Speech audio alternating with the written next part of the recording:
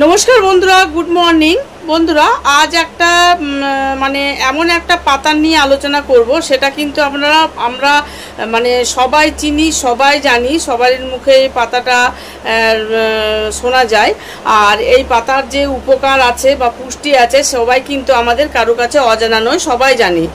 তো বন্ধুরা, এই পাতাটা মানে এতটা গন্ধযুক্ত, মানে এত বাজে গন্ধ যে অনেকে কিন্তু মানে এই বাজে গন্ধর জন্য আনে না, আর সব সময় সব জায়গায় এই পাতাটা পাওয়া যায় না। তাহলে বন্ধুরা, এই পাতাটা হচ্ছে গাঁদাল পাতা। তো আমরা এই গাঁদাল পাতাটা মানে কিভাবে খাবো, কেন খাবো, কিসের সাথে খাবো, আর কোন রোগীর জন্য খাওয়া ভালো, তো আমরা একটা এই ভিডিওতে আলোচনা করব।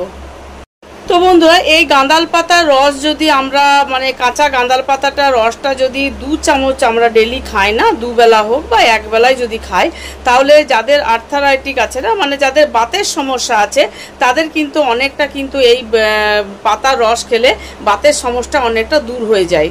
আর বন্ধুরা, এই পাতার রস যদি আমরা কাঁচা হলুদের সাথে বেটে খাই না, তাহলে যাদের ধরুন পাইলসের সমস্যা আছে, কষা পায়খানা হয় না, তাদের ব্যথা কিন্তু মানে ব্যথা বেদনা যেটা হয় সেটা কিন্তু দূর হয়ে যায়।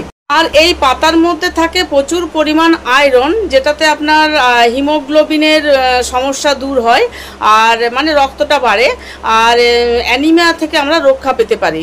আর যাদের বন্ধুরা মানে দাঁতের ব্যথার সমস্যা আছে বা দাঁতের ব্যথা আছে, তারা কি করবেন, এই গাঁদাল পাতাটা যদি হালকা বেটে নিয়ে, মানে একটু বেটে নিয়ে যদি ওই দাঁতের গোড়ায় আপনারা লাগান না, তো দেখবেন ব্যথা থেকে মুক্তি পাওয়া যায়।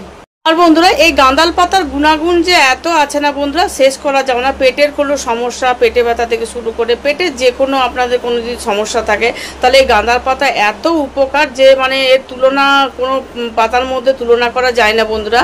তো এটা গন্ধযুক্ত একটা পাতা হলো, মানে একটা খারাপ গন্ধযুক্ত পাতা হলো, এর কিন্তু টেস্ট কিন্তু অনেক।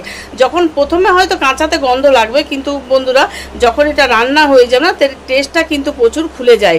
আর এই পাতাটা আমরা চেষ্টা করব বন্ধুরা, এই পাতাটা আমরা সবাই কিন্তু খাবো। Thank you.